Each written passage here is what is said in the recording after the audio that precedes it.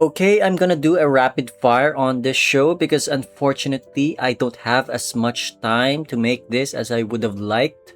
So, before starting, I just want to say that yes, I do love the anime and I love the fact that we're all getting the second season already this October, which mirrors Polar Opposites quite well in that for Polar Opposites, season 2 is just around the corner really this coming summer when the first season just aired last winter. Anyway, on to the characters. Koyun and Minato, I'm gonna be real here. They're at this point in their lives where they really need to stop with the ambiguity and just go for it, really. Like, I can feel it in my bones. The entirety of season 2 is going to be a very long walk towards closing the question of will they or won't they. And that is precisely why I love Momoka's character so much, even though the majority of the audience hates her.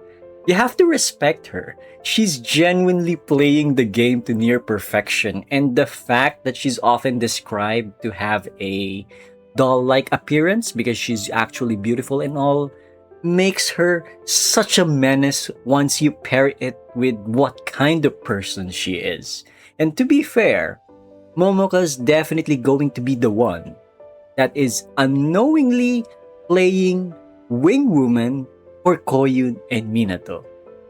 The methodology just happened to terrify even Tsukiko. And speaking of Tsukiko, I love the fact that she's like an alternate version of Nishi from Polar Opposites, in the sense that she gets to just watch these theatricals from the front row seat as opposed to being on the receiving end of a confession. And she's doing all of that without interfering so much. She's essentially our self-insert here, guys. And we love her for that. As for Akine, I normally am not a fan of the Gyaro-esque aesthetic, but I have to be real here.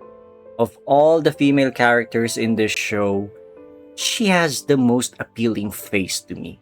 Probably it's because of the eyes, they give a mature vibe to her that everybody else in the main cast just feels young. Even though she's one of the youngest in the cast. And finally, about Miki and Yota, all I'm going to say is that both of them bottled the confession scene so much. Miki should have been more precise with saying that it's the lack of a romantic feeling towards Yota that's stopping her from saying yes, even though Yota is literally the guy for her, as her standards would have described. And as for Yota, he should have emphasized that while he liked her all this time, he genuinely values their friendship. At least that way, Miki no longer has to doubt if Yota only befriended her just for a chance to date her.